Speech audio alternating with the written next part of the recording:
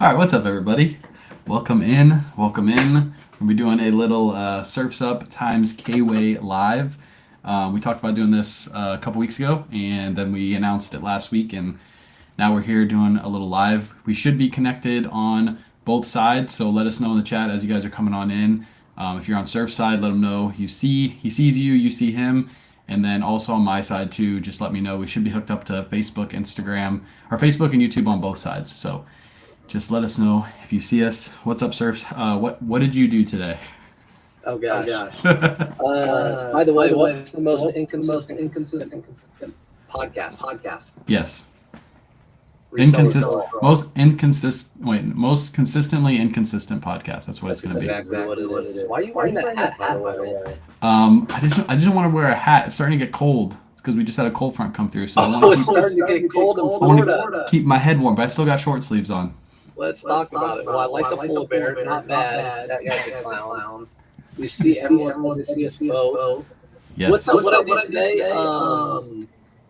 Worked and took some pictures, and my dryer went out. No, my basement is flooded. Everyone, I haven't been live. My basement flooded, so I'm not doing that.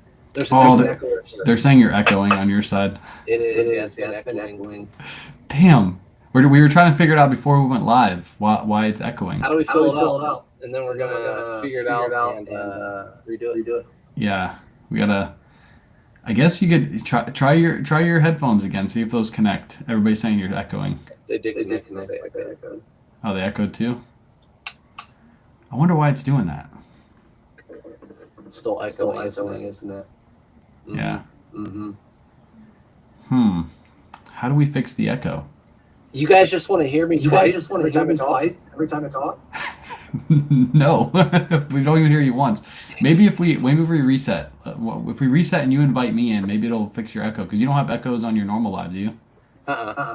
Okay, do that. Well, we're gonna reset everybody. We're gonna try to fix this because I can barely listen to him once. I don't want you guys to listen to him twice. So he's gonna invite me in, then we'll reset. Nick said it's playing through your stream. Is there something on your side you can do? I don't think it's my side because I don't hear anything on my side. Maybe just don't talk for an hour. Turn your volume all the way down. If I turn my volume down, then I can't hear Surfs. That doesn't work. Yeah, it's gotta be your side. I don't think it's mine. Put your earbuds in. Hang on. Go ahead and just talk like really long sentence right now and see if it echoes. Chat will be able to tell us. So the Titans lost in the AFC South this year, the worst team in the NFL, and that's KayWay's team. I'm a fan of the Colts. We beat them 2 times this season, and we beat them 2 times last season, which means a clean sweep of the Titans. So shut up. I heard the end of that. So did that echo the whole time, chat, or did it not echo at all? If it echoed the whole time, it's got to be. It was. Oh, so it's my side.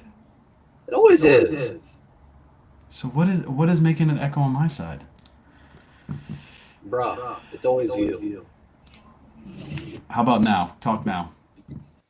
Can you hear me? I can hear you. Hear me twice. See if chat can hear you twice. What about now? Is there no echo now? Some at the end, not at all. Talk again. Just don't talk about Titans. The Colts are the best team in the AFC South in this past century. Let's wait for the chat. I'm not listening to anything you say. We're just no echo? Okay. Echo is back. Both of you headphones. Put your headphones in. I don't have headphones. Bro, you give them away during your whatnots all the time. Come on. Echo's back. It's got to be me then. Hold on. See what I did, people?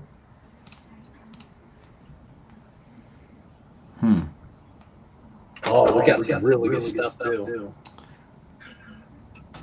If KayWay puts headphones in, I'll work. I'll promise. Hold on. I'll go grab headphones. I don't know if I have them in here.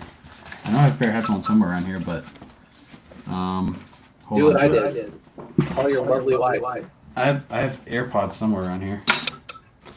I just never wear them. Still. What's up, Debbie? Jamie? You guys got to hear your names twice. Amy. Hopefully these have charge. These are my old ones. Nope, they won't have charge. Hold on.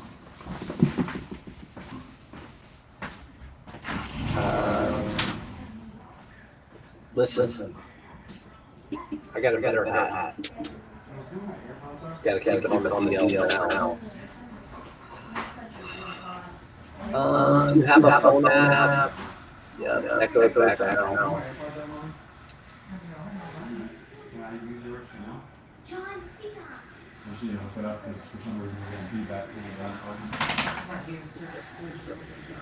I don't want to hear myself talk twice. Mom's in the chat. What's up, Mom? You're going to hear me talk twice. Listen, you're not the only one with technical difficulties. We have them over here. I don't know where mine are in here somewhere, but I don't know where they are. Okay. Let's try this again. Still echoing. Your voice deep. Can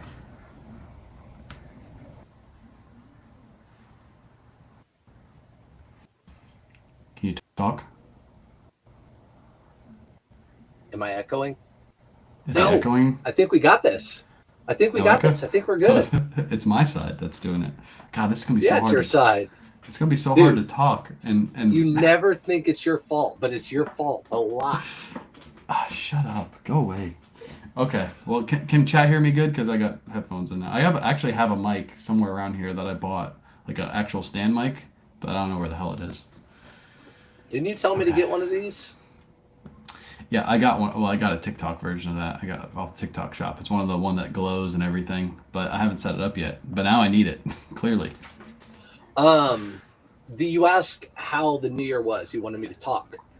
Yes. And I said goals of the new year. I don't want to talk about the goals yet. I want to talk about the past real quick, as in the past season of the NFL. How the Colts swept the Titans again 2 years in a row.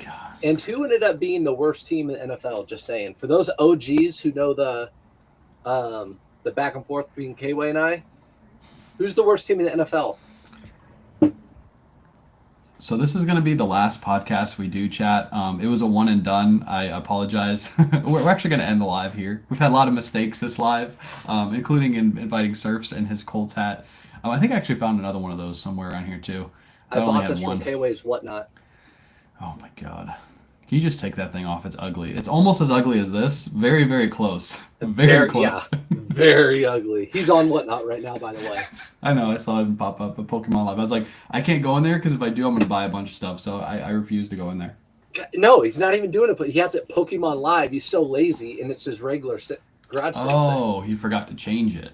But yeah. So if you guys don't know, Bearded, who we talk to all the time, does Pokemon Lives. Neither one of us collect Pokemon cards or know anything about it, but we end up buying packs from him. Yeah, he forces us to go in there and buy stuff from him because we feel bad, and then he scams us. So it's addicting. Opening those packs is like gambling. It's addicting. I watch it on TikTok. I don't really collect those cards. I just buy them just to buy them on Bearded stream. But I watch the videos all the time of people opening them up. I don't know what's in the packs. I'm just like, this is cool. This is fun to watch. Mm-hmm. Yeah, someone called me Gilligan. Lou, that's a good. You are definitely look like Gilligan right now. That is cool. I'm gonna sit down. So talk about New Year's. What are you thinking about New Year's wise, reselling, life? What do you got? Well, I messaged you today actually, and we're gonna be real in here, guys. We're gonna talk. We're gonna do the whole thing. My numbers were actually down this past year. My eBay numbers. So I texted KayWay and I was like, how are your sales? And he's got to check it out. But my eBay sales were down by a lot, like a third, 30% over the past year. I was really surprised. So my concern is balancing, which we'll talk about too, social media and reselling. You got to find that balance to make income. Social media, we could talk about that too. I think there's a lot to be said about that because I think there's some misconceptions with social media. Yeah. Like I answered you back, and like I was kind of digging at your numbers because on paper, like you might look at your numbers and be like, hey, I'm down this amount as a gross number, but then when you add in your social media income, that might offset it a little bit. And the cool thing about social media is as you're growing it, it's just going to get better and better and better every year. So your first year, this was your first like real full year on social media. I think the previous year you were on socials for like 2 or 3 months before that year started. I think that's when I found you, was like around November ish the year before, somewhere around there. So you hadn't been on socials for like a full year yet. So that I was saying like you're gonna grow, and as you grow, you'll make more income off social media, which will offset that loss. But then you need to make adjustments to your business so that way you can be more profitable while you're also building your social media at the same time. Well, I think step one is be more consistent. I need a list 20 items a day, every single day. I haven't been doing that.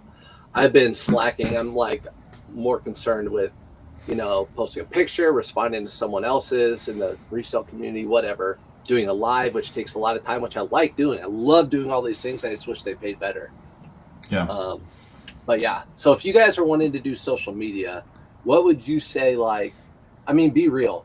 Social media for people out there, because I get DMs all the time. Like, can you help me with social media? I want to start making social media, all that sort of stuff as a second stream of income or whatever. What are your suggestions for that, real quick? Um, I think like in the first year when I started social media, I didn't make any money at all on TikTok. That's basically where I was, and I think a lot of people think as soon as you get 100,000 views on a video, you're rich. And that just isn't what happens. There's a lot of people asking in the chat about, is it because of cross listing? They're saying that 2025 was a hard year because of the economy, so that could have went into it. I don't think it was any of that. I think you just put more time into socials, which is fine. And I think now that you've had time to look at it, you're going to be able to readjust. I did talk to you about possibly bringing on somebody to list for you because that's what we have. That's why I'm able to grow socials because we have mom listing in the background. So we were able to get 20 to 30 listings out per day, and then we just go out and source. So that might be something you look into. But yeah, there's lots of options, and I do think if you keep up with it, you're going to make good income on social. I mean, your YouTube channel is starting to grow right now, so you're getting money from those. Don't talk to me like you're my dad. I'm not Well, I over here have to. asking you for advice. You're almost crying. I have to like hold you and pick you up and be I'm like, "It's not. okay, Surfs. It's okay. You'll be okay." Shut up. I'm not asking you for advice. I'm just saying Yeah. that eBay was down this year, and it was my fault for not posting enough. So Yeah. I see everyone saying hi in the chat to everybody. Yes, a lot of it. I just started cross listing halfway through the year, so I did have money over there. But as a whole, my gross was down this year. And I think it's because I didn't list enough. And it's Yeah. because I didn't list enough because I spent too much time doing social media. And social media doesn't pay what I think people thinks it pays. But I really enjoy it because I think we're both social. We know you're social. I mean, you love talking. Like, you love looking at yourself and talking. Like your So- whatnots, like you don't even let Kayla in there. I don't even know if anyone knows what KayWay shop means. You shut up. Yeah. I think. Well, let's ask this. What did you do the year before besides socials? Did you go source more every single day? Did you list 10 more items every day? Like what was it you were doing before the year before that made the difference? And do you know that? Yeah, listed for sure more. Yeah. I mean, there'd be days where I didn't even list this year. Yeah. In 2025 or 2024. Yeah. So what's up with you? What are your goals this year? You talked about maybe getting rid of your lister. I mean, by default. If we move, like mom won't be able to come with us. So one thing we're gonna do is probably sell more on live, more on whatnot this year. Focus on that. I'm waiting for Auto Posture to get cross listing integrated, and then we'll be able to bring over all of our eBay listings to whatnot and be able to sell those on whatnot at the same time we're selling new inventory. So I can't wait till that happens. I've been talking in the background with Auto Posture. It looks like it's going to be a little bit harder to get it over, not because it's harder for her. It's her conversations with whatnot aren't going the way they're supposed to be going. So, which is unfortunate. But I think she'll be able to work it out. She's worked it out with Mercari, so she'll work it out with whatnot. But I think once we move, we're going to adjust our business model. That's why we've been doing things like live thrifting and selling right from the thrift store. doing like fun things like that. I've always wanted to do that. I've always talked about doing that, and it was like the first time we actually like implemented like really selling from the thrift store. It was a lot of fun. So yeah, my goals this year are to pick just a few platforms and stick to them. Because last year at the end of the year I kind of went wild. I like testing stuff out just to test it out. And I think this year is, I might even eliminate Depop or Mercari just because it takes away our attention. And if we focused on another platform, I think we would do better. Like put our focus on the other couple. So I think that's what this year is going to be about. Well, I always give you. I mean, we're allowed to cuss on this, right? Yeah, I don't give a shit. I don't. I always give you shit, and you guys know because he is like, I'm gonna. He'll call me and be like, I'm gonna start Jamble. This new thing is gonna be great, and then I'm gonna start District. This thing's gonna be great, and I'm all for that because if you don't try new things, you'll never grow. When someone tried Whatnot, I was like, I'm gonna do Whatnot's gonna be great, and it's huge. So what if you're that trendsetter? That's what you do. You always look for that next thing, and you go with it. And if you don't try and swing, then you're not going to be able to hit a home run or make a hit. So I don't blame you for that, but I always make fun of you because you're always like, I'm going all in here, and you get excited like a little kid. Like you said, when I go live thrifting, it's really what I like to do, and I can tell we feed off you when you go live thrifting. Yeah, yeah. I think as an entrepreneur, you should have that piece of you that wants to try new things. You can't just do the same thing every single week for beginning to end and expect the same results because it's gonna get harder, it's gonna get easier as you go. So as an entrepreneur, I think you should have that. You should be wanting to try just a little something new. If it doesn't work, then you go back to what was working. The good thing is if you have multiple things that are working at once, if one falls, you can fall back on another one. So that's another reason why you try other platforms because you never know if you're the first one on, let's say Jamble, and it pops off just randomly, you're going to have such a good experience because you're starting from the bottom where everybody else is trying to come in as you're already on the rise. So, yeah, I like to try new things. If it doesn't work out, it doesn't hurt my feelings at the end of the day. It's like, hey, I wished it would have worked out, but it didn't. Go back to what was working. And I think that's what we're doing this year. Yeah, Yeah. for sure. Speaking about getting feelings hurt, do you get your feelings hurt ever? What do you mean? By comments on social media or people say? No, I respond back to them, and a lot of people tell you like they'll be like I said this a million times too. I've always said all my lives. People are like, why do you waste your time commenting back to those people that are just negative? And it's because that's how you get your videos going. That's the only reason I do it. Is like you'll make a snarky comment back to somebody, and then other people will come in and comment underneath that, and it'll just create a big old train, and then that video goes viral. So. Like we were talking earlier, I have that Rothy's video right now. Literally 90% of the comments are, those shoes are ugly, those shoes are ugly, those shoes are ugly. And those are the comments that just like create that viral trend on that video. So I'm cool with it. At this point, like maybe in the beginning, maybe when I looked at a comment, I was like, man, that person's having a bad day. Like, why do they got to take it out on me? But at this point, like I get those comments literally every 10 minutes on my Facebook. It doesn't bother me at all at this point. And it shouldn't bother you because those people are just miserable people at the end of the day. They're literally hiding behind profiles without pictures because that's their outlet to be negative in the world. Because when they go out in the real world, they're negative to nobody. They probably don't even talk to anybody. But when they're behind that computer, that's when they can become negative. So yeah, I don't let it bother me. The only person that bothers me is like you. Sometimes you bother me. I know I do because I know how to push the buttons. Just kidding. No, I think going back to if anyone ever wants to ask about, so we'll talk about the chat later and you guys can ask questions, but reselling, obviously we're always live and I think we love being live. I think that's what we do. We love that. That's at least my niche a little bit. But as far as social media, the only advice I'd have to say to people, or one of the biggest things is if you let things get to you or you don't have rhino skin, thick skin, social media is not going to be for you. It's not going to be for you. Because people, no matter what you say, no matter what you post, people are going to say negative things. I know everyone knows this already, but if you're thinking about starting social media in 2025 as a second stream of income, be consistent and don't worry about what other people say. Because we've talked about people that have started doing really well, and then I've literally seen the negative stuff get to them, and all their stuff now is about defending themselves. And they're just like that. Yeah, I think everybody, all resellers should have some sort of social media, um, either to market themselves or just like show people what they're doing. People always like say one thing about Whatnot is the people that are most successful are the people that have social media followings. And I always say this, it's because most people think of Whatnot as eBay. eBay is completely different because eBay advertises your items for you. They get people to your items, they get eyes on your items because they're doing all the advertising. Whereas Whatnot, you are the person advertising your shows. You're the person putting out social media posts. So the people who have the most followers, Walmart is able to advertise better than a mom and pop store just because Walmart has better spend. They have more followers. They got people that know them. And you got to be the same way. You got to have the same mindset. And I think everybody should do some sort of even small social media in 2025. And it's not as hard as people think.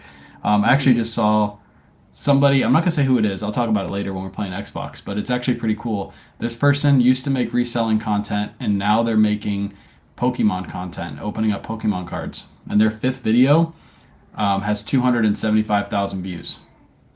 There's so much money to be made out there in any Yeah. niche. It's crazy. Reselling is probably the lowest one of Mm-hmm. anything. But yeah, and you don't even have to show your face. If you Yep. guys, yeah, you don't have to show your face. This person who's put out these Pokemon videos doesn't have their face in the video at all. You don't even know who they are. The only reason I knew who they were is because of their name of their channel and also their voice in the video. When I heard their voice, I was like, I know who that is. And Who then I are they, watched Dave? all their. Who are they? Huh? I can't. Who I'll is tell it? you afterwards. I don't. I don't want to tell you on live. I don't know if they're trying to hide behind their profile and trying to build up something where they don't want their social people coming over. But it's actually really smart what they're doing. They're really good at making videos already. So I can tell their channel's just going to take off. Yeah. Um, Tons of really good. What's up, everybody in the chat? I've seen everyone come in. yeah, Hi, we got everyone. like we got like 200 people across all platforms right now, so this is pretty cool. And we see I all your can comments. see. We can't we can't answer everybody, but we're gonna take some time.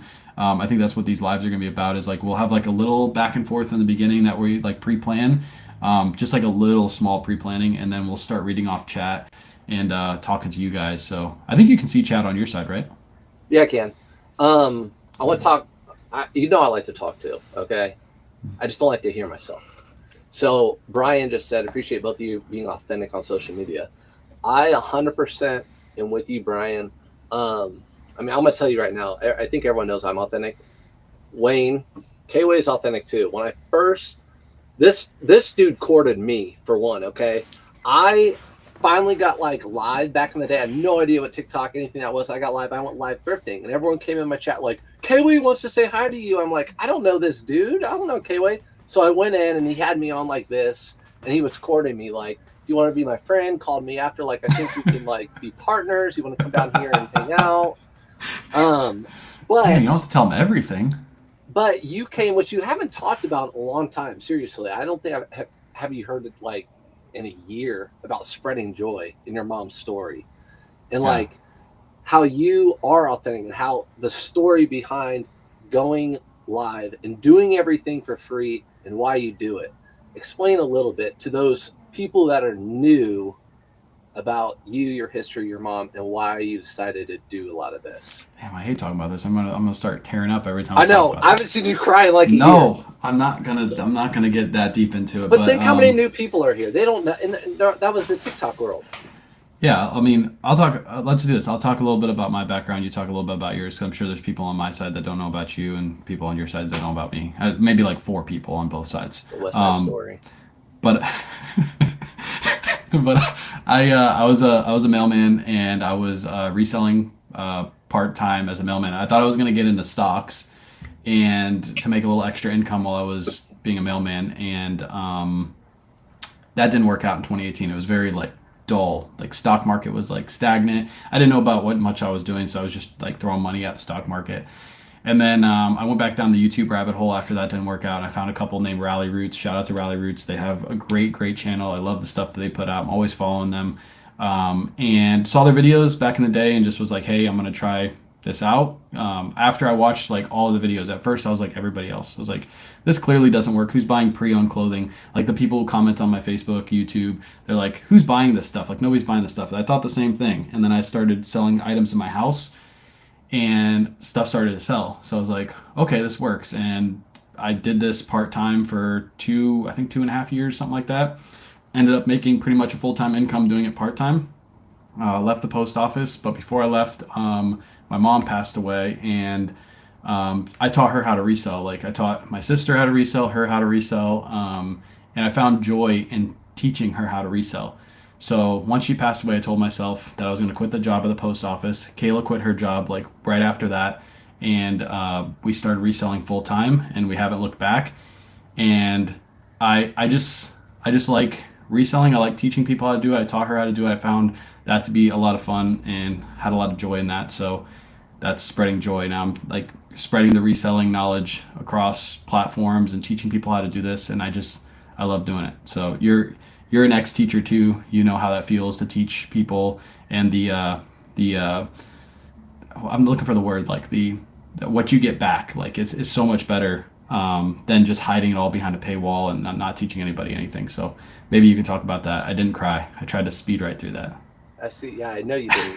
Your mom's name was Joy, though, right? Yes, my mom's name was So Joy. spreading joy, Yeah. and you do that. So Yep. yeah, I don't know if it's yeah, but anyways, yeah, I don't know if a lot of people knew that story because you don't talk about that very often anymore. Yeah. Um, and that's really cool. And one thing I think we both have in common, which we could make if we were money hungry people, which I don't think there's a problem with making courses or anything like Mm. that. If we wanted to make more money, we could each one of us could start our own course and mentorship and be those people that go on the road but don't actually resell. Like, hey, come to our course and we will teach you, but not actually do the reselling thing. Um, we don't do that. And at least I don't do that, and you haven't done that. And I don't think there's anything wrong with that game. I think that game's fine. I think there's a lot to be learned from those people, and I'm not mad at those people for making courses. It's just not what I do or what you do. And going back to what Brian said, being authentic, you know, Yeah. like people see you making sales, showing every morning. This is what I sold. This is how much I make. Going to the thrift store live. This is what I'm thrifting. You know, all that sort of Yeah. stuff. Being authentic. Yeah, when I started It's socials, important. that's one thing. One thing I did was I put my eBay store in my link tree, and it was like almost like against the rules to do that because most people thought if you did that, you would have people going to your store all the time and not buying anything. It would kill your eBay sales, and I was like, you know what? I don't think that's true. I'm gonna try it, and I just put my eBay store in my link tree. When I started doing lives on TikTok, I was like, people were looking at what I was listing at the time because I was out in the garage doing photo listings and I was like, "Hey, I sold this item," and I had people like, "Did you really sell that item?" I'd be like, "Yeah, my link tree's in my eBay store is linked in my bio," and people would go there and see my sales and be like, "Oh, he's being truthful on what he sells," and I think that's Dang it. I think Is that yeah, mine? that's me. That Damn. was me. I think I think that's okay to put your eBay store. There's some people that want to hide it because they have like retail purchases that they don't want to give away, and I understand that. But if you're just picking up thrifted items, I don't think there's any reason to hide that behind a wall. And like you said about courses, there's nothing bad about courses. I mean, we both could have sold a course by now. Maybe in the future, at one point, we might sell a bolo list or something like that, or sell something that we put a lot of time and effort into because we get asked about that probably every single day. But for the time being, I think I just enjoy doing this. And I have the mindset of if I have a bolo list and I put that on YouTube and it's really, really good, YouTube's going to pay me a lot of money for that bolo list and not my followers. And that's kind of my mindset on that. Yeah, for sure. Now tell me about that first time when you were recording me. You wanted to look at you found my eBay store or something? Yes, I watched your videos like most people do, and they're like, this guy doesn't even look like he knows what he's talking about. So, does he really look like is he actually doing what he's saying he's doing? And one thing you said that you were selling a ton of is Ralph Lauren shirts, and I'm like, I literally pass on Ralph Lauren every freaking time I go to the thrift store. I never pick it up. I was literally live thrifting the week before I found you, passing on Ralph Lauren shirts as my chat was telling me you should be picking up those Ralph Lauren shirts. And that stuck in my mind. And I was like, then I saw your videos and I was like, does he really sell this? So I went in your link tree. I found your eBay store. I think you had it in your link tree. Otherwise, I looked up one of your sales. I can't remember what I did. But I saw that you were selling a ton of Ralph Lauren shirts. And I was like, this guy's actually being truthful. yeah, I want to talk more to him, because me talking to you is only going to gain knowledge this way. A lot of people don't understand that when we do social media posts, we are actually learning a lot as we are posting about this stuff. We are getting DMs, we are getting photo posts about things that we should be selling, and that was an example of one of those. And now last year, Ralph Lauren was my top selling brand in my eBay store by far. I think I sold probably over 1,000 Ralph Lauren shirts pre-owned. And at that time, Tommy Bahama was your baby, if you guys remember that. Now Tommy Bahama's. I think Tommy Bahama might have been my second or third last year, actually. So yes, Yeah, Ralph Lauren whatever. sells a lot better than Tommy Bahama by far. But yeah, if I hadn't met you, I wouldn't be picking up. I probably still wouldn't be picking up Ralph Lauren shirts. No, but going back to what you said, I think you agree. Every live I do, every single live, I think someone teaches me something. Hmm. Like a something to look out for, a brand. I found this, maybe the ins and outs of, like someone said Mercari's now having their fees that started back up again. I didn't know it was today or whatever, or recently. Hmm. So, I'm always learning something new every time I go live. So yeah, we teach and you guys teach us as well. Yeah, a lot of people in the chat, like Angel, saying that they don't pick up Ralph Lauren because the resale when they look it up doesn't match. But we know, list them for 20 to 25 depending on the print. You can sell them all day long. Like this year, I'm gonna look it up while we're talking. But this year I've sold so many Ralph Lauren items, it's ridiculous. Let me see. Hey, Keep keep this talking. hat I'll doesn't, look this up. this, I'll talk. This hat doesn't make me believable. Listen, okay, let's talk about it. I actually went into, you guys all, I hopefully by now follow tech and sports. And one time I went into a message and I said, what's the most important thing about reselling? And I think there's a lot of things people could say and be right. But I feel like the most important reselling is, when it comes to Ralph Lauren, right back to it, is the buy cost of your item. Ralph Lauren is worth it if your buy cost is cheap. Everything is worth it. I think Levi jeans or American Eagle jeans are worth it if your buy cost is cheap. I think buy cost is the most important thing in any business, really. I mean, obviously there's other things like, but customer service and stuff. But if you want to start a company and be successful, you got to have cheaper buy costs than everyone else, or low. Yeah. So it's the 6th of January right now, and I've sold 15 Ralph Lauren items on eBay alone. You're 15 welcome. in 6 days. That's more than two per day on eBay, which is crazy. So, yeah, like you're saying, buy cost is everything. Like I wouldn't pick those Ralph Lauren shirts up for $15 if I'm going to sell them for $22.99. But if I can get them for, I even pay up 7 now. I'll pay up a little bit more for them because I know how fast they'll sell if I get the right print. So, yeah, buy cost is everything for those, and that way you can list at market or under market. You can get your items to sell faster. If you get them to sell faster, obviously you're going to pick them up more. Another brand I'm trying out is 511 Tactical. After we talk with Caleb, I've got a couple of those to sell, and Levi's is actually selling really well for me. So that talking to other people, talking to Caleb has taught me another brand that I could start picking up at thrift stores. It's not going to make me $1 million right away, but it's slowly going to make me $1 million over time because you can consistently find those brands every single time you go to a thrift store. And I remember when you talked to me about Ralph Lauren, you talked to somebody else, some higher, somebody way smarter than you, which isn't very hard to get smarter than you, but somebody way smarter than you taught you that while you're at a thrift store and you're already touching those items, you might as well pick them up, right? Right. Right. Yeah, no, that's actually true. This guy is smarter than me when it comes to that sort of thing, entrepreneurship. And we were talking about, and it's the same thing now. What are some things you can do that you do every day, that, like the Ralph Lauren? What do you touch in the thrift store every day that you didn't know you could just throw in your cart and make some extra money? And that one was something that you could list very quickly, pick them up all the time, and sell very quickly. So I still think for sure there are things out there right now that I'm missing that I can pick up and that I pass on all the time that Yeah. no one ever talks about. Another I think one there's, that Caleb and I taught me was 7 diamonds, 7-way or 4-way stretch. I remember that one. I Yeah, I never would have picked those up, but I actually started I picking them don't up see because those that often though. I don't see them anymore now that I know about them. I used to see them all Yeah, the time, and now I'm like, man, I never see those anymore, but I'd pick them up every time. some people in this chat are probably going to be mad at me when I say this, but I think the kids section is slept on in these thrift stores. I think that's going to be a section I'm going to really not not go down in because I don't have the patience, but I'm going to be checking out the coats. I'm going to be checking out the new carts with kids' clothes. I always skip them, but kids' clothes, they're $2 where I live. Yeah, somebody posted in your group today that they picked up a Ralph Lauren like a Madras plaid kids shirt and it sold in just a couple days for like $17 and they paid like a couple bucks for it. So that right there, I know a lot of people are like, I'd never do that. That's not enough profit for me. That's $2 into a minimum of $10 profit right there because you're charging shipping on that item. So a minimum of 10. Actually, it's a little bit more than 10. It's like $12 profit. So 2 into 12 all day And long. Easy to list.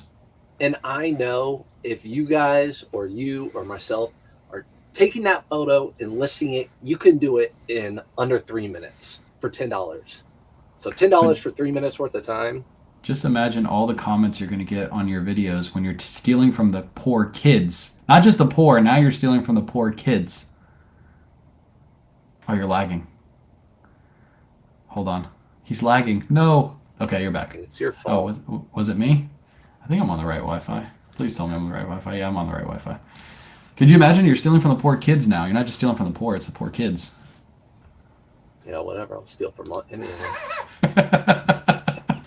Especially the kids. I taught the kids for years. They stole my energy, especially my own too. I'm stealing from all the kids I can. All right, let's answer some questions. Yeah, appreciate the super chats. I see a couple super chats coming in. I don't know whose side they're coming. They might be coming on your side, so appreciate sending Surfs $20. If you pay him enough, he'll take the hat off too. I might actually send him some money to get that damn thing off his head. You sent me some money?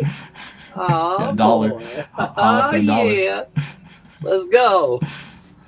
Yeah, feel free to ask us some questions. We'll try to answer. We got almost 250 people in the chat, so we got lots of comments coming in.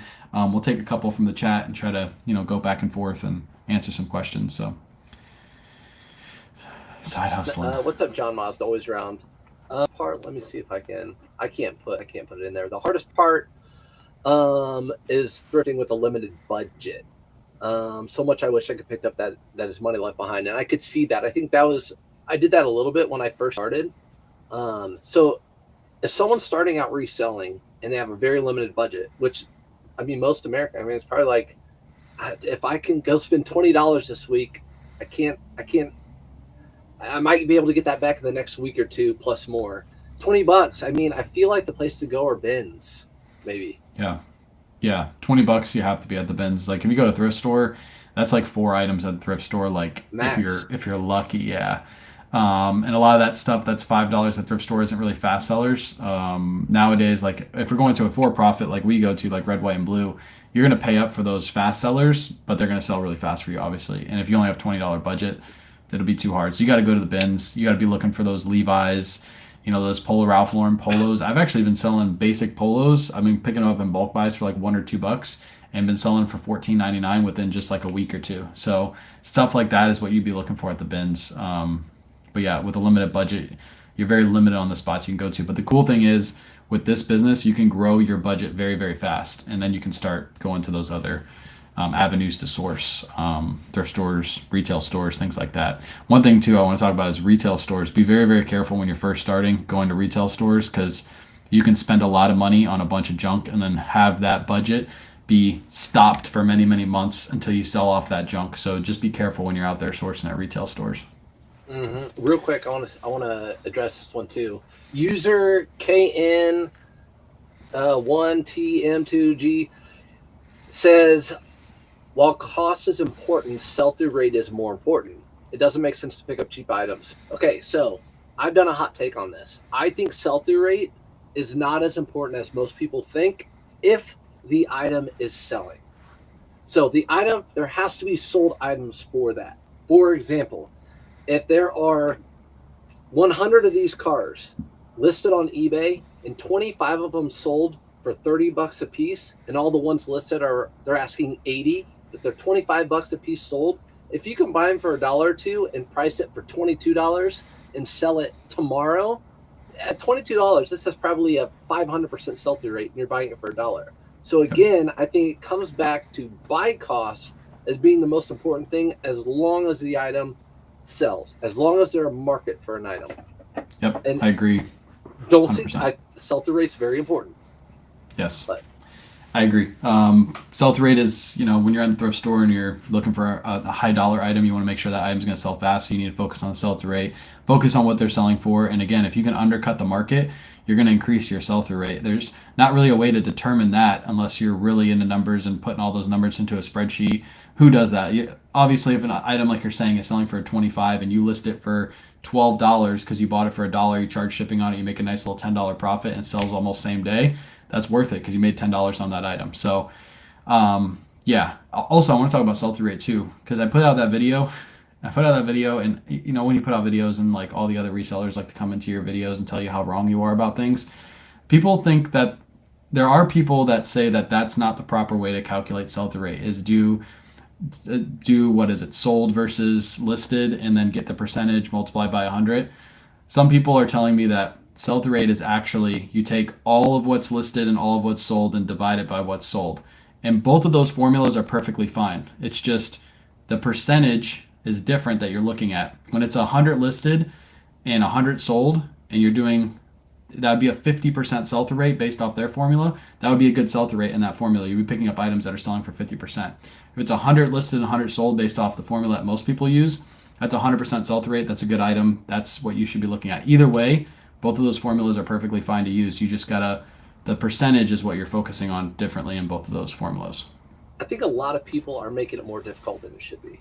Yeah. I think if you just find items that people want and you can keep the buy cost low, which sounds easy, but it can be done, or sounds hard, but it can be done.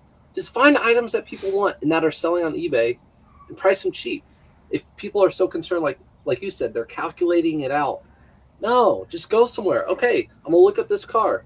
People are selling it for $25. I can buy it for $1. I can buy it, pick it up, sell it overnight, like you said, for $15. Yeah. Don't make it that complicated. Yeah, and that formula is just. If you don't see a lot of item, if this item's listed, if there's 100 of them and only one have sold, I'm passing on it. Yeah. So if something is not selling, I'm passing on it. A precious moment holding a little baby, there's 50 of them listed and one sold, I'm passing on it. Yeah. And that formula, those formulas are just used to decide whether that item is a pickup or not a pickup.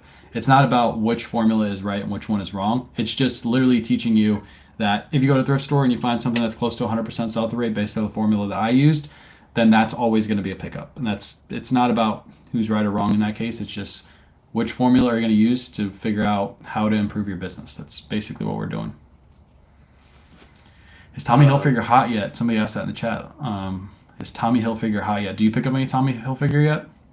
Yeah, it's funny. I started out selling. Tommy Hilfiger was my very first piece of clothing I sold, and then it dipped off in like 2019, and then it's kind of back.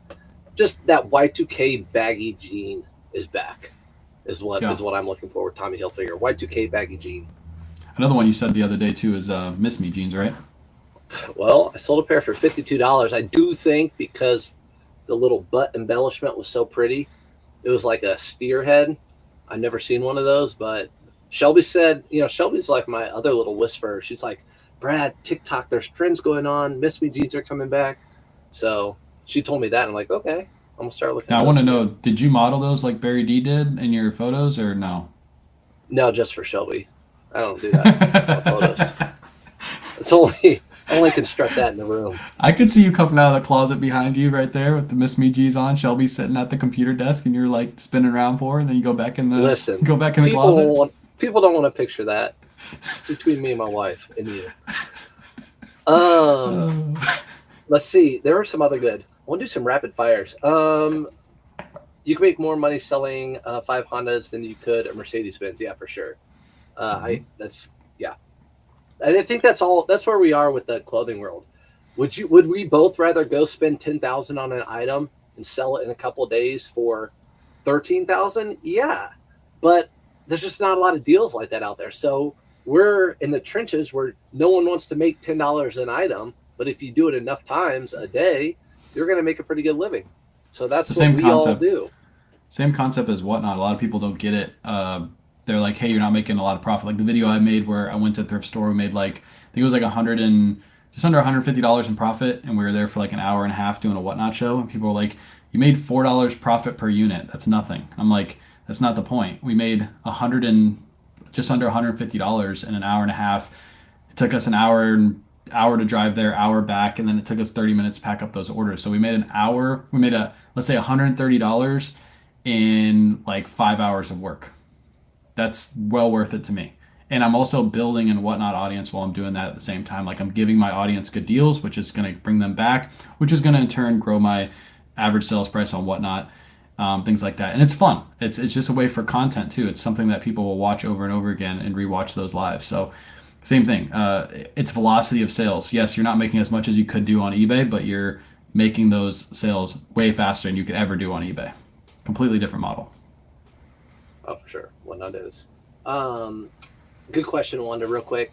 Rapid fire. Expected profit percent after seller fees, everything. What I'm looking for is $10 profit net after everything's said and done, but it has to be an item I can list. I can take pictures and list in about 2 minutes or less. So $10 for every 2 minutes. If I'm listing a blazer, I'm looking for $40 or $50 because that's going to take me 5 or 6 minutes. So about $10 for every 2 minutes per item type of deal. If that makes sense. I kind of adopted that model too after talking to you. Like going to a thrift store, buying a Ralph Lauren shirt for $5, selling it for $22.99. That's a minimum of a little over $10 profit. That's perfectly fine with me. I also am in a different position because I have to give mom enough stuff to list every day. If I don't have enough stuff for her to list, I'm paying her to do absolutely nothing. So those little pickups right there fill her day completely, so she can be able to list 30 to 50 items per day. So that's why I'm picking those items up. Yep. I wasn't reading. I was my bad. Does pleasing the algorithm really matter, or is it overemphasized? And pleasing the algorithm, what do you think they mean by pleasing the algorithm? I think on eBay, I don't know much about Poshmark other than we have Autoposher share it, and that I think with all the sites they want you to be a active store. So Poshmark, you're sharing, you're delisting, you're relisting, you're sending out offers. eBay, you're delisting and then relisting, or not relisting, but recreating. You're sending offers. Yeah. So as long as you're listing things that are new and you're sending out offers, I think the algorithms are in your favor. I think you need to have an active store. And either way, you need to be listing every day either. Those are things that you should be doing anyway. So I think maybe if you believe in the algorithms, like the algorithm gods, then you'll be rewarded for listing every day. Plus you'll get algorithm gods in your favor. But if you're not listing every day or whatever, then they might not be with you. Yeah, I think it is good to be listing every day. Do I think that you're going to ruin your business if you stop listing for 2 months? No, because this guy taught us that, because this guy hasn't been listing in 2 months, and he's some weeks outselling both of us, even though we're listing consistently. So Bearded has taken the last couple months, I think 2 months off, right? It's like a month or 2 months off completely from listing. From listing, yeah. He took all December off, and he's still selling a ton of stuff. He took all of December off, still selling a ton of stuff. I think he just started resuming listing. Is he selling as much as he possibly could have during December if he was listing the whole time? Probably not.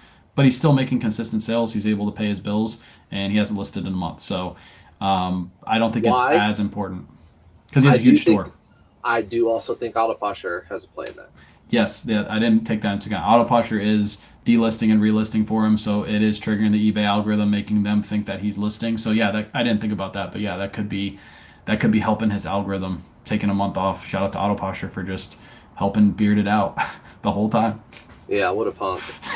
Dude's such a punk. Gosh. So just story too. When Bearded and I go thrifting, that man will pick up anything. I mean, a table like this. He'll be like, oh, yep, I'll pick that up and ship it. I'm like, dude, you're going to put that in a big old box and make $30 off of it? He's like, yep. Well, let's be honest. He's not shipping it. His wife is shipping it. So he's listing it. He sits on the couch and plays video games, and his wife takes the photos and ships everything out for him. Yeah, it's you, both of you. I don't want to hear it. Both of you. You're so bad. You even have your mother-in-law doing it for you. That's low. Hey, gotta get the work done somehow. Girls work a lot better than us. We're just sitting here goofing off. Getting to work. All right, here we go. Top bread and butter brands that are easy to find at thrift stores, please. So we talked about Ralph Lauren. That's an easy bread and butter pickup. Um, so bread and butter is, let's say, an item that sells for 25 or less. So things that you can consistently find for 25 or less. What are some for you? Right now Levi's is my new 25 or less pickup based off of what Caleb taught us. So I, and Dilly sells a ton of Levi's. The mhm. problem is mine are $8. If they Yeah. were just 5, it would make a world of difference because that 19.99 is so much different than 22.99, 23.99. Yep. As much as you get, it's just big difference. Yeah. So I don't know. Chat, you guys go flip off, and I'll let's see if I agree with that or not. My next one is Tommy Bahama. I know you hate him, but I'm selling. I don't know how many I sold so far this year. I think I've sold like 4 or 5 this year, and we're in the middle of winter, and they're still selling. But I'm not selling them for as much as I used to. I'm listing them for 22 to 30, depending on the pattern, and they're flipping pretty quick for me. So that'd be my next one. Well, then that's a bread and butter though. Yeah, it's bread and butter. That's bread and It's butter. it's turned What from it turned from a Levi's heavy are you hitter to talking? bread and butter. So the Go ahead. Levi's I always pick up are made in the USA. Any made in the USA. But I know there are certain styles that sell better. I think I forget what Dilly said, but any made in the USA, any 560s I'm picking up. 501s are usually pretty good. But I yeah, think button what flies Levi are do you good even too, right? Button flies what? too, right? I think those are the only 501s make button flies, I Mm, think. okay. Brooks Brothers. That's a good one. Yeah, I didn't think about Now that. let's Brooks talk Brothers about with the that one. logo. Let's Yeah. talk, what about without the logo? Dilly. Yeah, he's been picking up Regent fits, and they've been selling for. I think he's listed them for $20, right? Is what he said, like 18 to 20. He said he's been selling them. So I $5 sold for Region Fit Brooks Brothers shirts that don't I have a sold logo. a basic size 18 on my. I packed it up on my live today. Nothing. It wasn't a Regent fit. I forget what it was, but no logo, and it sold for 18.74, and I listed it like 5 days ago. So There you go. Someone put Talbot's real quick. Promote on eBay or Poshmark. I promote on eBay now at 9%. I don't know if since you never. I watch your lives almost every day because I work and watch your lives. I know you never watch mine, but I promote now at 9%. And my sales the other day, out of my 27 eBay sales, 15 of them were promoted. 15 were promoted. I'm yeah, promoting at 9% now because of what Ethan said the other night when we were playing. He promotes his yeah. whole start at 10%. I promote at 5, but I'm also running a sale, and I've been running a sale for like almost a month now, and my sales have completely popped off. And I think it's a 10% off sale is what I'm running right now. So it's promoted and a sale, and it's been working out well. I do not promote on Poshmark. Poshmark promotion is pay per click, from what I understand. With what we're selling, pay per click makes absolutely no sense. When you're selling on Amazon and you have like a replenishable product and you want to be the top of the search at all times because you want to get people to hit your item, because when people are shopping on Amazon, they're usually looking at that first 2, 3 items. That's when you do pay per click. And basically, when somebody clicks on your item, that's when you pay for that advertisement. They don't have to buy it. You're paying for that person to actually click on your listing. So with Poshmark, I wouldn't suggest doing any promotions or anything like that. It just doesn't make sense. 0 cents. Um, yeah, I don't do any offers or I don't do any promotion on Poshmark. Yeah. Shit, I don't know anything about Poshmark other than I cross list with AutoPosher and I have it set and I just get sales and offers. I know Yeah. nothing about Poshmark. Yeah, Peter Millar is a good bread and butter too. If you pick up the right Peter Millar, I did just put out a post and I got a lot of people in the comments about that. Like I put Peter Millar as a dying brand because it's in Costco, and the reason is because once brands start making it into Costco, you usually start seeing resale values start to dip. Like Spider is a perfect example of that. Like basically nobody picks up Spider anymore unless it's like a ski jacket, and that's because back in the day it used to sell great, but as soon as it started making it in Costco, the resale value started to tank. Same as Orvis. There's very few Orvis that you pick up. Right now, Peter Millar is still great if you pick up the right stuff, but I can see in the next year or two, those prices really start to dip because people would rather go to Costco and get the lower end version for cheaper than buy a pre-owned piece on eBay for basically the same price that they get it new with tags. So the thing to be on the lookout for is I guess for newbies out there, once it hits Costco, that's a big red flag. Don't pick everything up by that brand. So for a while when we first started Spider, I picked almost everything up. In Orvis, I picked almost everything up, and now I have to be careful of what I pick up. I know you can tell if it's sold at Costco or not. You can just tell by the quality usually. Yeah, But it's usually the vintage pieces usually still hold their value. Like Orvis barn jackets and things like that. Like you're gonna sell those for really good money. Spider ski jackets, spider ski pants, those will still sell for good money because they retail for crazy money. Those aren't sold at Costco. Like they don't have ski jackets at Costco. They just have regular fleeces at Costco. So you just gotta be careful, more careful going forward with the specific Peter Millar items you pick up. But I've sold Peter Millar this year. I probably sold like 4 or 5 pieces already this year, so it's still selling. oh, for sure.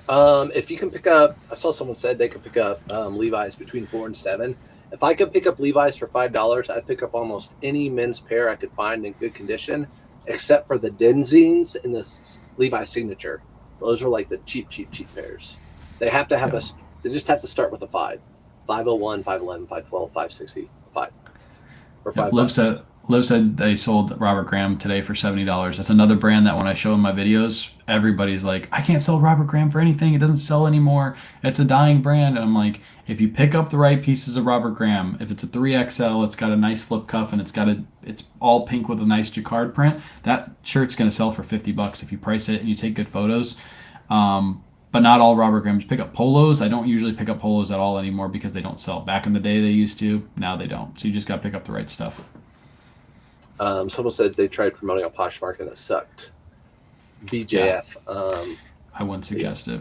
Is there a way to full screen the analytics page on Auto Posture that make it easier to see both your items and center cost and shipping? So if you're doing it on the computer, you should be able to see everything, like all your costs and everything. If you're doing it on the phone, it's squeezed because it's got to be able to fit on the phone. So I don't know, Thrifty, if what you're using to look at it, but if you go on the computer, you'll be able to see your whole analytics page. And then the second page, you'll be able to see all of your stats and everything like that. And if somebody has a contact with Whatnot and you're listening to this, please tell Whatnot to allow Auto Posture to integrate Whatnot into that. Because that's like really what I'm waiting for. I actually reached out to Whatnot today to try to get somebody. So if somebody in the chat right now, we have 268 people in here. If you have a way to get to Whatnot and talk to higher ups, if you could do us a solid and I'll talk to you aren't going to talk to them. I really want Auto Posture to be able to integrate Whatnot. I do not want to have to use Vendu. I hear so many horror stories about Vendu's like auto sales detection that I don't want to have to do it. So yeah, Whatnot, allow Auto Posture to cross list to your platform, please. That's my wish for 2025. That's my wish. Isn't there a song? Grace, paying for picture. Well, Wayne has an employee. He does it hourly, I'm pretty sure. But I've already thought about it. If I paid, the question is, if you need help doing pictures and listings, how much would you pay someone? I would pay someone to take pictures for me. I would pay him $1 per item, because that for me that will give them the incentive to make as much money as they can in that hour or how long they're here. They want to be lazy like a high school kid on their phone or whatever and get 10 items pictured in an hour, they're getting $10. But if they want to knock it out, they're getting 40. Either way, the more they take pictures, the more work I don't have to do. So I'm fine. $1 an item. I just add that into my buy cost, $1 more per item. That's how I am thinking about adding someone, if I do, to take photos for me. Your mom does a lot of different things, your mother-in-law. Yeah, so we had to pay her a certain amount to get her on. It's completely different. If I was hiring a kid down the street, I would do the same thing you're doing, is paying per listing. But yeah, we pay her basically a salary pay. So she works the same amount of hours every single day, so we pay her a certain amount every single week. So yeah, that's basically how we do it. To be able to get her on, I had to pay her more than what she was making at her previous job, and we're able to do that. We're making enough money to do that. Another reason why I want to bring her on too is because it's cool to be able to have her here and Kayla working with her mom at the same time. So it's like another thing I also integrated into that decision was, hey, Kayla's going to be able to work with her mom every day. I think that's pretty cool. So I'll pay a little bit more for it to have her on, for Kayla to be able to hang out with her mom every day and list.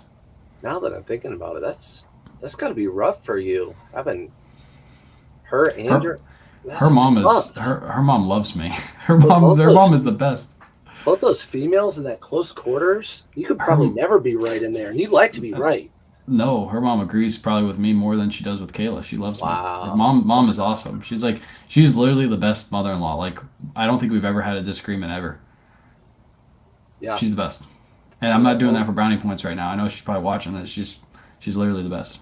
look at that. Look at that. Kayla.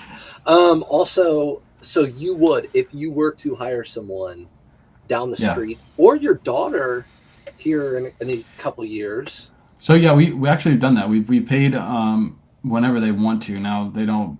They're kids. They want to do it 1 week and then they don't want to do it for like 3 months until they need more money. But if they ever, when they get older and they want a job, and I'm like, hey, you can work for me, you can list, I would pay them per item 100%. That's Hmm. how I would do that. And I like that because you too, most people, you work for a salary, you have no opportunity to climb the ladder, grow, or make more money. When this is like, hey, get more efficient, list more. You can make $300 in a day if you're really fast, you Yeah, know. So yeah.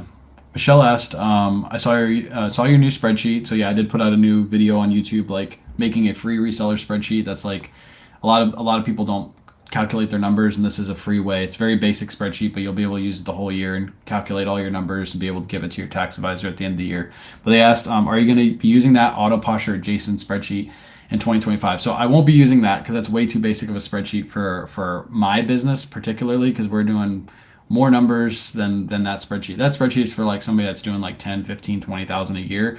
That would work perfect for you.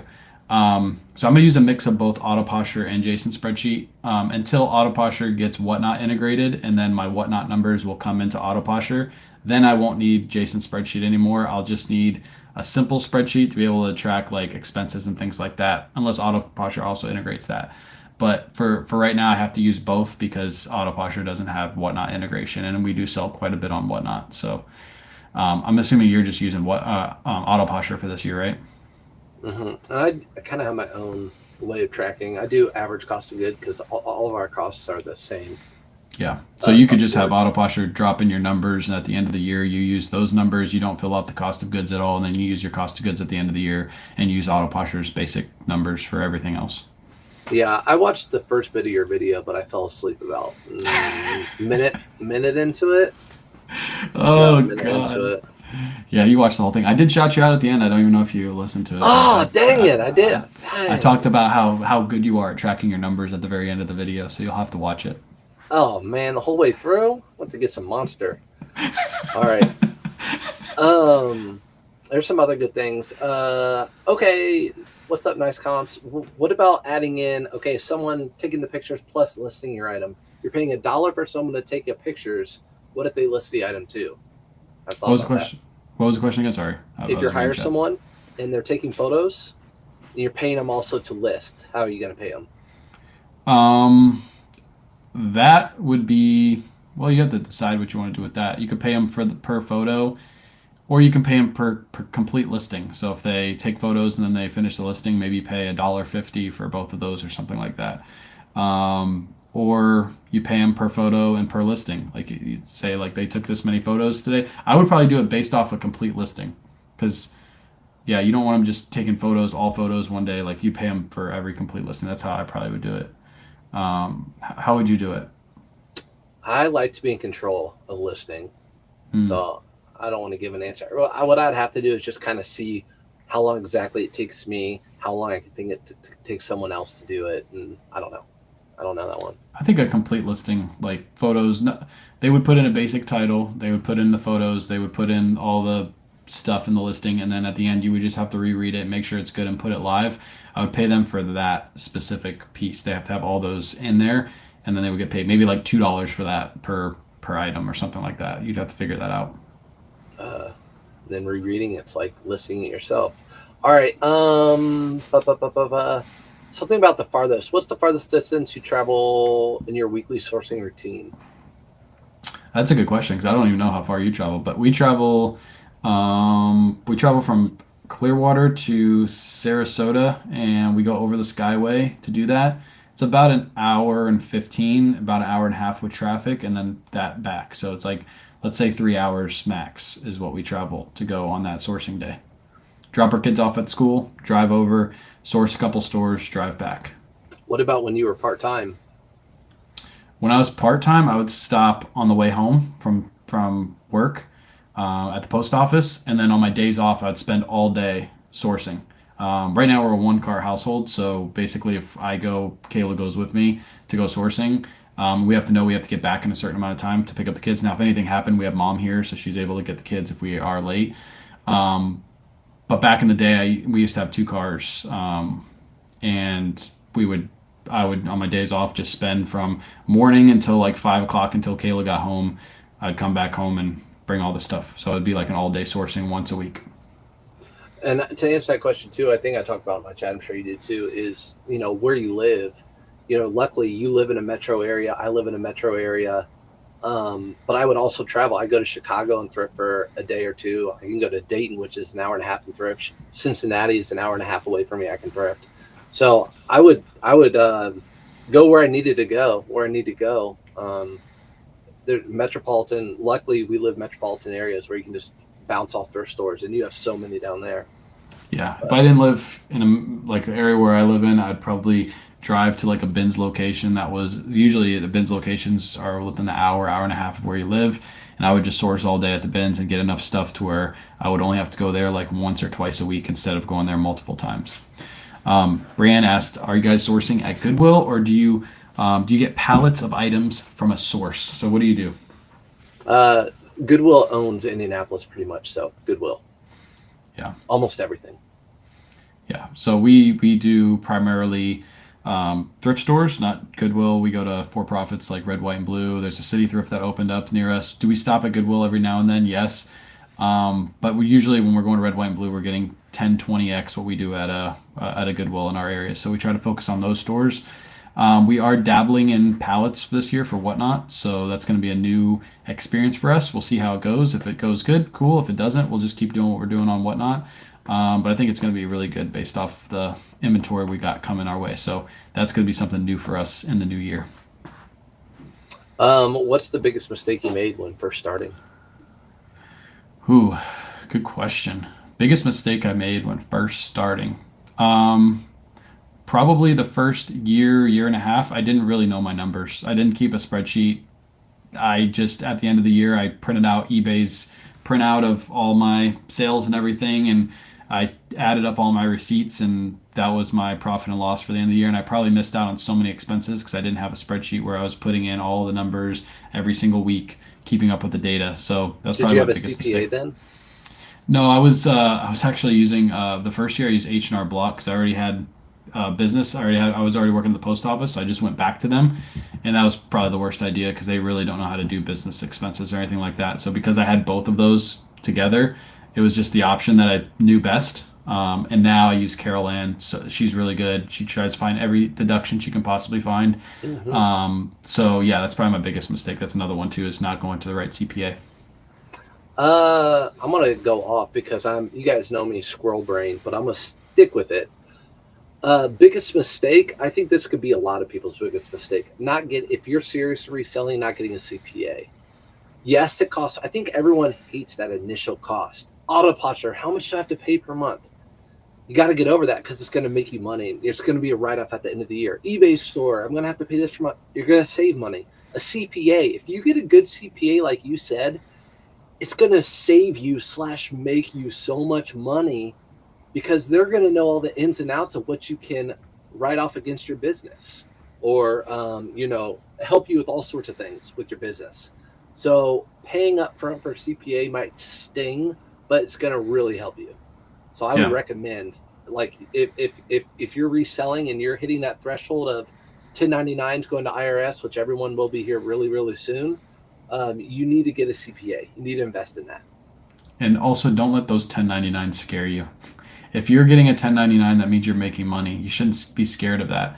Now, you might be scared of doing your taxes and figuring out how to do all those numbers and everything. That's where a CPA comes in.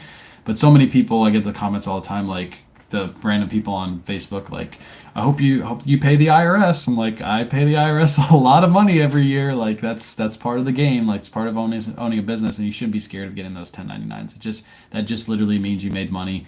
And just find out what your deductions are based off those 1099s of your profit, and you're good to go. And that's what a CPA helps you with.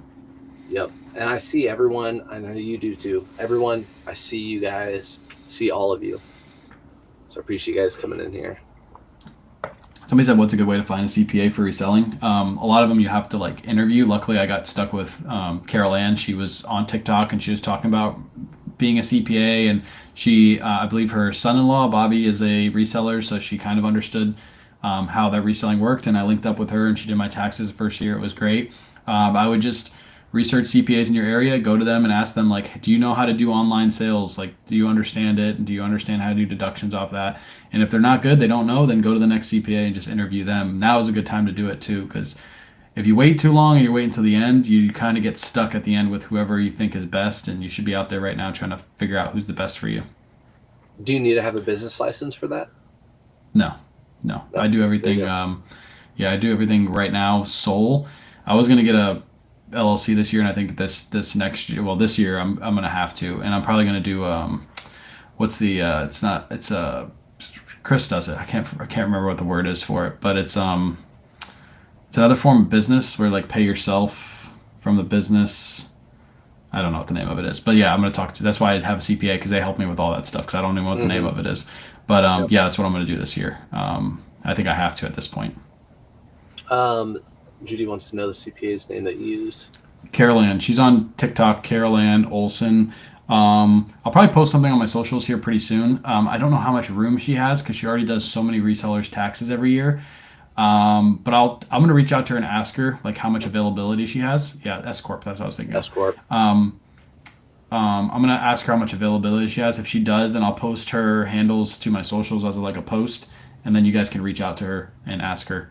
But I want to make sure she has availability right now instead of just like giving her number out and all that stuff. Because we have 200 people in here. There's probably going to be like 150 you reach out like tomorrow. So I want to make sure we offset that. Yeah. Biggest mistake I think I probably made at first was thinking brands that are good, but they're actually not good. I think we all do that. I think everyone does that when they first start out. Like, oh, that brand's expensive.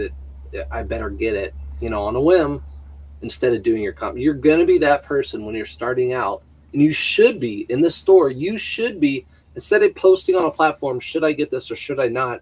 You should be looking if you should get this or if you not. And that's me being the teacher.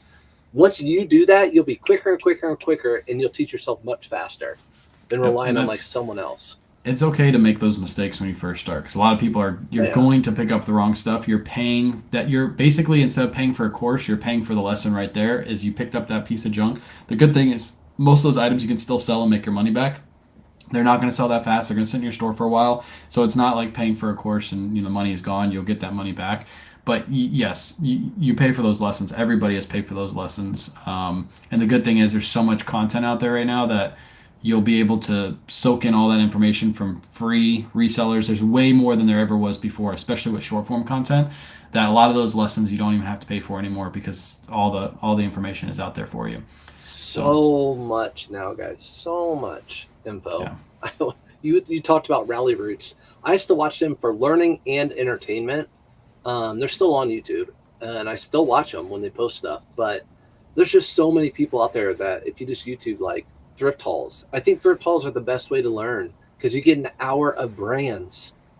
But make sure they're current. Make sure they're a month old or a week's old or 2 months old. Don't look at 2 years old. Yeah. Well, we've been on for like an hour and 13 minutes. I think. I'm just getting warmed up. You're just trying to play Call of Duty, huh? No, listen, I could go on forever, but I don't want to like, I know. You got to cut it off at some point and then make the people want to come back. I don't know. Well, I guess we could try to make this like a Monday thing, but we told everybody this is going to be the most consistently inconsistent podcast. Like we're literally just going to post on our socials that, hey, next Wednesday we're going to be on live and you guys got to be here because we're both busy. If we commit to like a Monday thing, it's almost going to ruin it because then we're going to be like forced to come on, and we just want to come on when we both have time. So the good thing about going live is everybody will get a notification. We're live on literally four places right now, both Surf's channel and both my channels. So you guys are, as long as you're following us on some platform, you're going to get a notification. So I think we'll keep it like that. We might go live in the middle of the day very easily. Yeah, so you can always watch these on replay. They're on Facebook, they're on YouTube at all times. You can go back, like the live, ask questions, or save your questions for the next live.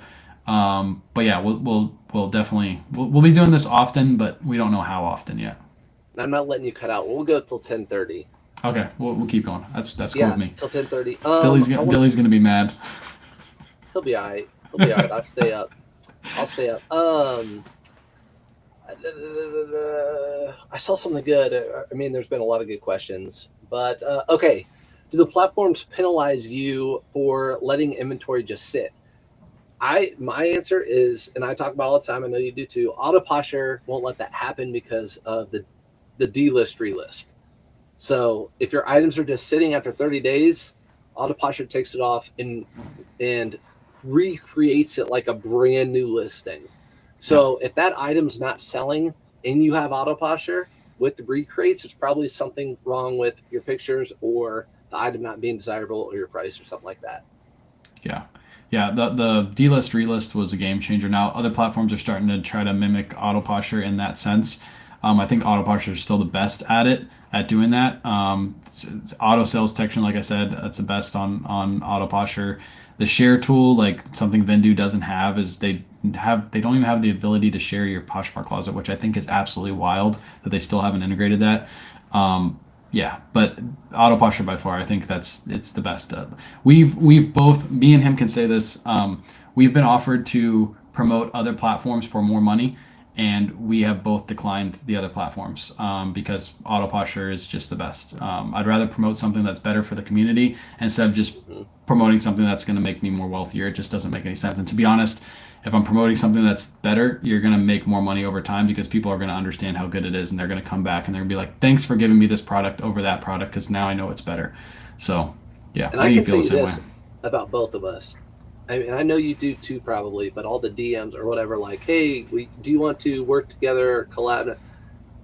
Both of us will never talk about things that we both don't like because neither one of us, at least me, and I know you don't either, want people to come back and be like, what you said sucks. It doesn't work, and you just sold me on this or whatever. Yeah. That's not how we operate. Yeah, it doesn't make sense to lead your followers down the wrong direction because you're just losing followers at the end of the day. So you might as well give them the best, even if you don't make as much promoting it. So, what do you think about Prime Lister?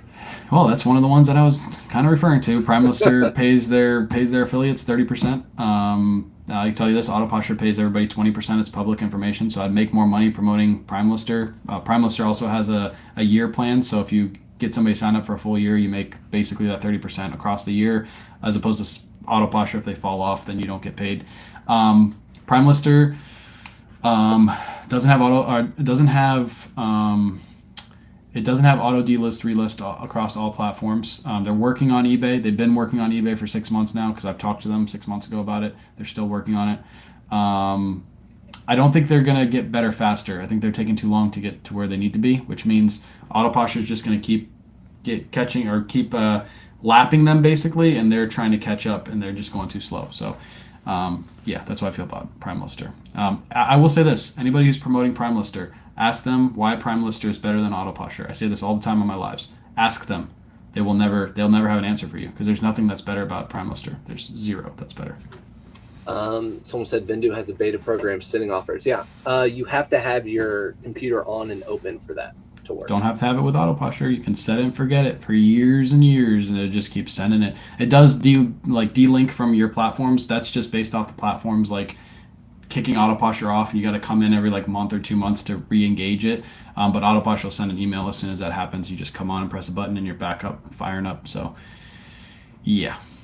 And neither one of us are under contract with Autoposher. I mean, if one of these services are like, we're doing all this plus more, it's like, okay, well then this is the better service. 100%. I'd move to whatever's the best, even if I lose every guy start all over again. Who cares? You did that with List Perfectly, right?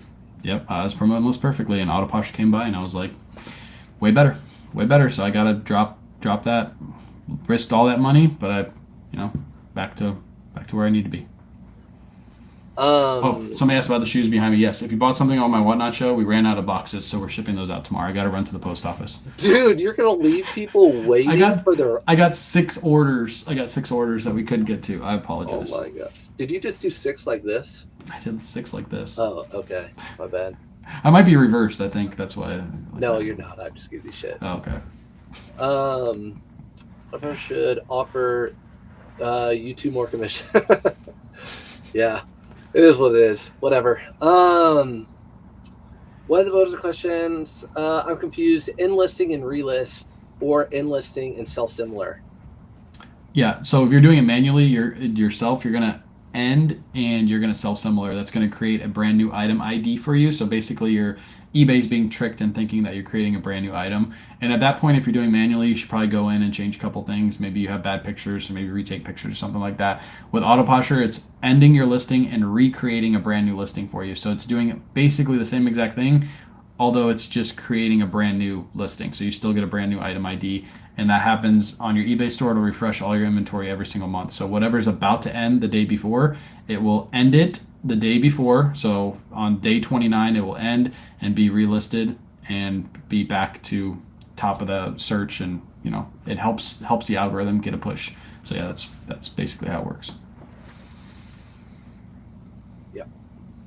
There were a lot of good questions. I don't want to sit here and talk about Autoposher the whole time or anything, but I think everyone knows that's been one of the best things to happen. That was the best thing to happen to me in 2024 was per you and Ethan convincing me to finally cross list. A lot of other people were too, but you guys were like, cross list, got Autoposher cross list. That was great.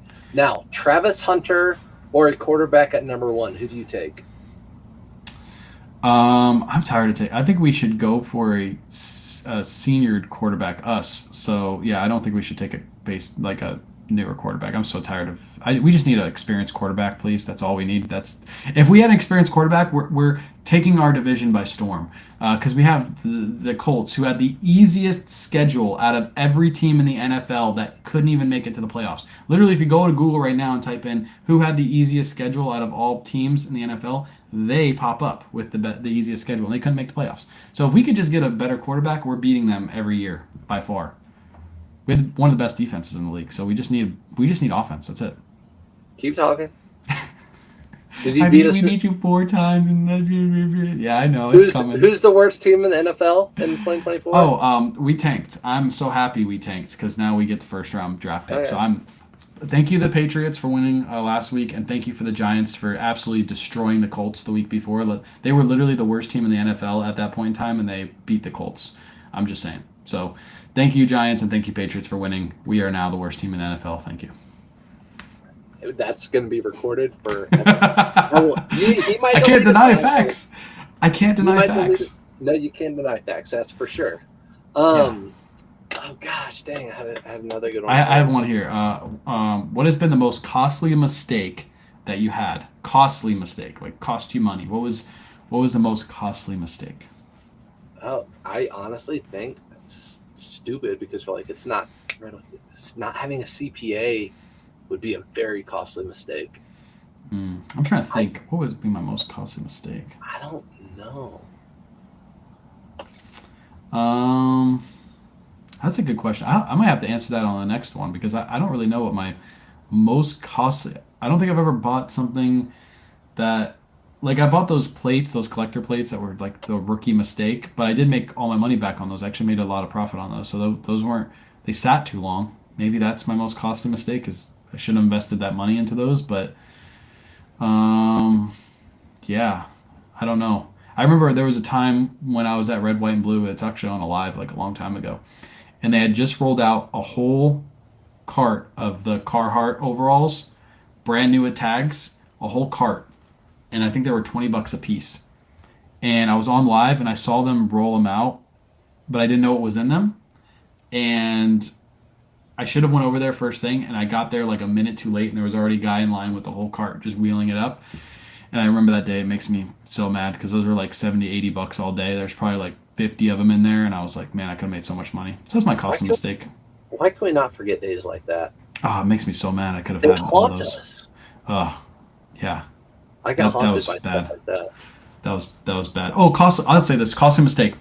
Going to TJ Maxx and Marshalls during Yellow Tags events and picking up extra small and small men's sizes because I knew the brand and I thought they would sell well, and I picked up a bunch of smalls and extra smalls, and they sat in my store forever. So I was like, that's the rookie mistake that most people make when it comes to buying retail arbitrage, is they see that brand and they see a lot of it and they're like, oh, that's got to be worth picking up. but it's all smaller sizes, and the reason it's there is because nobody's picking those up. So you have to be very, very careful with what you pick up. That's probably my most costly mistake. They still sold, but they took forever to sell. Yeah. Yeah. I don't know if I have a single one like that, but definitely I have nightmares about different things in the thrift store. Yeah. What are you drinking over there, by the way? It's just water with a little bit of pink lemonade in it. Because I get my water intake. you can't just drink plain water, right? It's awful. It's disgusting. By the way, I did see that. Yeah, the Colts, the Titans have a much better future than the Colts. Colts are in a hole and they're not getting out of it. So I will admit to that. I know a lot of you guys don't care about Colts, but something about me and Wayne, we bicker all the time. Like our love language is bickering. We just make fun of each other. That's make like fun of each other, part. texting. We compete with each other, which actually pushes us to do better and to make more, whatever. We compete with each other, but I don't compare myself to you at all, or I don't compare myself to other people. But I really like competing with like close friends, people I can talk shit to and bicker with. Yeah, in the new year, those of you out there that are listening, you should find somebody that not only roots for you as much as that roots for you, but you also root for them in the same exact way. Like, I want to see Surfs win, and Surfs wants to see me win at the same exact time, and that's why we're such a good duo. There's no like animosity between us. Like, he could sell $1 million next year, and I'd be like, let's go. Surf sold $1 million. I only did 100K because I was doing something else, and I'd be like, let's go, Surfs. Like, you did awesome. I'd probably make fun of him still, like, in that message. I hate you. I freaking hate you, dude. Why did you sell so much? Now I look like now I can't even go live and show my face because everybody knows you sold more than me. Yeah, you need to find somebody like that you can just connect with. I have quite a few of those people that I've met over the years through social media. That's one reason why social media is so good, is I'm able to talk to those people, brainstorm with those people, and there's no real competition. It's just like, it's fun. We're trying to push each other, so there's like playful competition, but there's no real competition. It's just trying to push each other to be the best we can be. Yeah, I mean, forever I'll be better, but I like letting you try to be better. But it is 10:30. I can sit on here forever with you. I say at some point our next one is not going to be announced. We're just going to go live. Let's not announce our next one. We're just going to go live. Yeah. It might be during the day. It could be tomorrow during the day. It could be next month. It could be 10 years from now. Who knows when it's going to be. This is going to be the most consistently inconsistent podcast. If this is even a podcast, it's not even going to be put anywhere. It's just on live. So you can't find this anywhere but on our channels. Yeah. So we'll just go live, and maybe we'll tease it. Like, we'll tease it on our morning lives or something. We'll be like, yeah, maybe me and Surf, so we're going to go live here pretty soon or something. So if you watch our morning lives, you'll be able to know about when it's going to happen. But other than that, we're just going to pop up and be here and have fun. And we can talk about certain subjects too and all that sort of stuff. Where's the resync button? Let's talk about resync button. I've seen that. Resync in your they're asking about on auto posture, top right hand corner. At the very top. Yeah, top right hand corner. If you're importing your sales, top right hand corner. If you're on the inventory page, it's right above, and you're going to do a quick sync or a full sync. If it's your first time, you're going to do a full sync, and then after that, you should be able to do quick syncs for a while, and then every once in a while do a full sync. Yep. By the way, we hit. I think we hit 270 people in this live. I can't see how many people are in. I just see you. That's pretty damn good, especially because the beginning, like, we had technical difficulties. We hit. And whose fault was that? That was your fault for not letting me know it was my fault. See what I mean, guys? See, never will this dude admit. All right.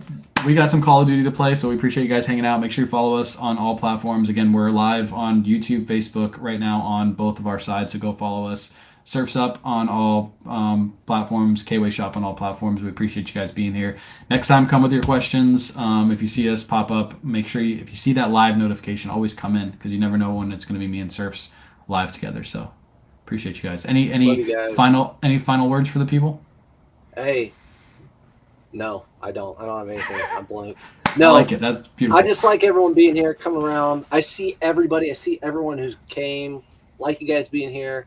We'll be here. We'll keep coming back. It's fun. All right. I'm about to go carry Surfs and Call of Duty for like an hour and a half before he goes to bed, because he's an old man. So I'll see you guys next time.